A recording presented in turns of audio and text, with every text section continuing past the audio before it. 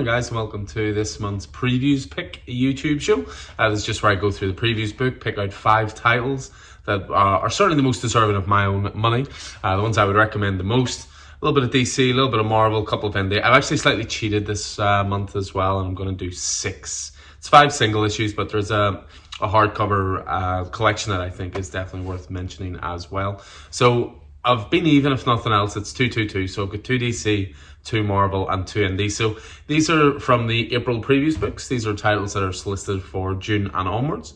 As ever, we've got the boards over behind the counter, with a little bit more detail. 5 DC, 5 Marvel, 5 indie. We've got the podcast out there that Keith and I record every month, the Previews podcast. Goes into a bit more detail with regards to the entire book, but with this one it's just about shortening it down and getting straight to it with it. So what I'm going to do is I'm going to kick things off with the DC book. As you know, the books are always on the counter just here. You'll see just behind me as well, there's sign-up sheets if you want to add anything to the pull list. We try to make it as easy as possible every month. So if you have a spare 20 minutes in town, you want to come in, flick through the books, they're always in store for you to look through. So with the DC book, I've went with the 2 that are on the front cover for a very specific reason, and that is that they're perfect jumping on points for 2 of DC's major characters. So we've got Flash 800 and Wonder Woman 800. So these are both going to be anthology books. They're going to finish off the previous run from previous creators, and then they're going to introduce new creators who are going to be taking the title moving forward under the Dawn of DC initiative.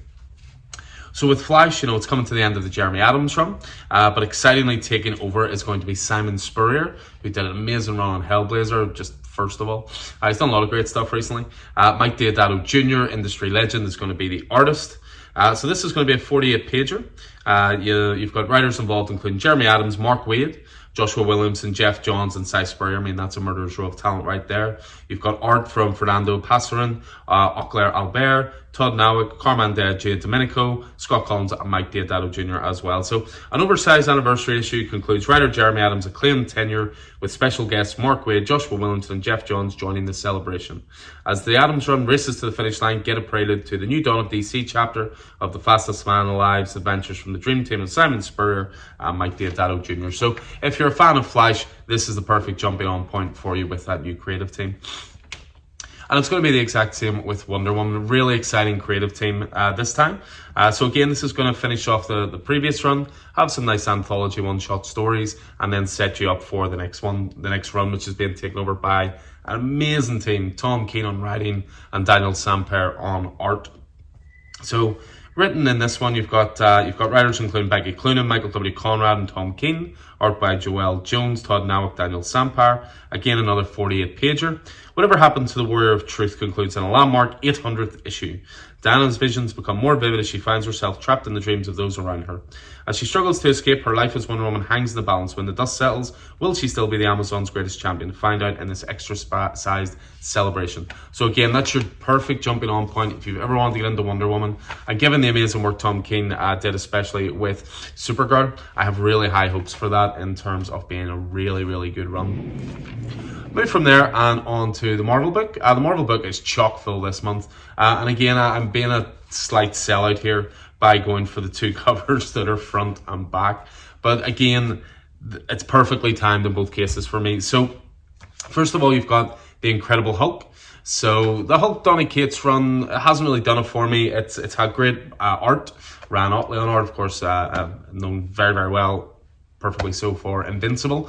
But the sci-fi tinge, it just didn't do it for me. With The Incredible Hulk, it looks like we're going back to horror, which for me is what Hulk should be, and it's going to have more of a tone of the Immortal Hulk as opposed to the more sci-fi tinge. So Phil Kennedy Johnson taking over as writer, instant sell. Nick Klein taking over, instant sell. Been doing great work on Donny Cates' Thor. So the Age of Monsters has begun. As an enraged Hulk tries to take control of Bruce Banner's body permanently, a mysterious immortal turns every monster in the Marvel Universe against Banner in an attempt to free their creator, the primordial mother of horrors. With the help of an unlikely new friend, Banner and Hulk must try to stop the world from getting plunged into darkness in this terrifying new series. So that is going to be fantastic. And then the other one I've went for, again, which is on the front cover, is Ultimate Invasion. Now, this is well timed for me because I've been reading the Ultimate Universe stuff recently. So I've read the first 2 omnibuses of Ultimate Spider-Man. I've recently taken back the omnibus for the Ultimates, which of course is the Avengers. So with this one, bringing the Ultimates back, or the Ultimate Universe back, is really, really interesting to the Marvel Universe and perfectly timed, as I say, for myself. Now, it's going to be a 4-issue miniseries. First issue is 56 pages. We don't know if all of them are going to be, all 4 issues are going to be oversized. Marvel have a tradition of doing an oversized first issue. DC the same, actually. Oversized first issue, and then it settles into a more traditional comic format. But we don't know because only issue 1's been announced so far. So you've got Jonathan Hickman writing, so stepped away, of course, from the X-Men, taking over the Ultimates here, and you've got Bryan Hitch on art. So the transformation of the Marvel Universe begins. Superstar creators Jonathan Hickman and Bryan Hitch team up. The Illuminati must form once again to stop the Maker from his plans to destroy or perhaps rebuild the universe, with Miles Morales at the center of it all. Bryan's work on the Ultimates helped redefine superhero comics for the 2000s. Wait until you see what he and Jonathan have in store for this decade, including new data pages by Jonathan Hickman.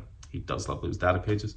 Plus exclusive behind-the-scenes material on the world building that has gone into the project. So, Ultimate Invasion, you know, as I say, perfectly timed for me, given my foray into the Ultimates recently. And then we finish off then with Indie, and as I say, I've got 1 single issue and then I've got 1 graphic novel. Again, I feel like such a sellout this month. I'm going for what's on the cover. So you've got Conan on 1 cover, which is pretty sweet, but that's actually advanced solicit. I'll be talking about that next month. The other cover is Void Rivals, and this is definitely a pick this month for the simple reason, again, it's creative team. It's Robert Kirkman, of course, Walking Dead, Invincible, Oblivion Song, Firepower, they just rattle off. Industry legend, and he's been joined on art by Lorenzo Di Felici, who of course was his artist on Oblivion Song, and this is for a new science fiction one.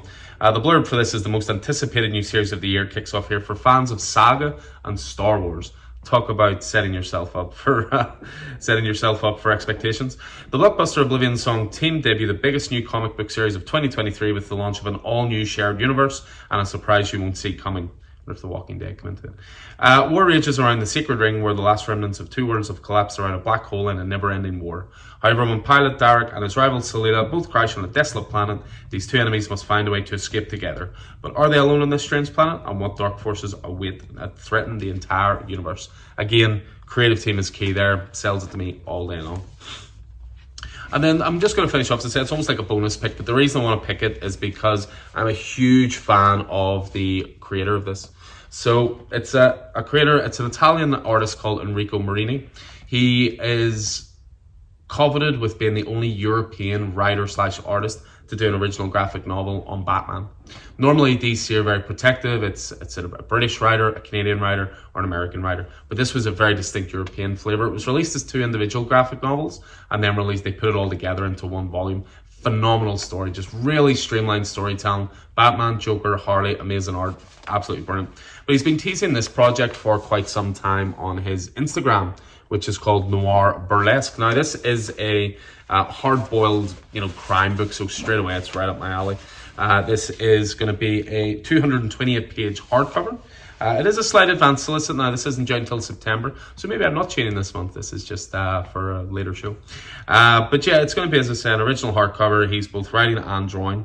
An atmospheric, violent crime caper set in 1950s New York, with everything from femme fatales to double crosses. A heist gone wrong forces Slick to do a job for his employer Rex to repay the debt he owes. But Slick is in love with Caprice, Rex's ex-callgirl wife, turned burlesque legend, and Rex also has the only way for Slick to avenge his murdered father. So tons going on there. Noir, my kind of thing, big time. Love that sort of 1950s time period as well. So I'll definitely be on that. And we've already got a few guys signing up for that, so sounds really good. And of course, it's on the board. So yeah, those are picks from this month's previews book. As I say, as ever, if anything appeals to you, just get in touch with the store. Drop us an email, coffeeandheroes@hotmail.com. Get in touch through the Facebook page, which, of course, if you're watching this, hopefully you're well aware that our original page got hacked, and search out the new one, please. And then, of course, Instagram, Twitter, all the usual things. Or indeed, just pop into the store. So as ever, hope this proved useful. The order cutoff is going in this Friday, but there will be another order cutoff a month down the line. So if you don't get your order in straight away, it's not a big deal, but just as long as we know in the next couple of weeks. So anyway, again, hope this proved useful. Hope you're staying safe out there, and I look forward to seeing you in store soon. Take it easy.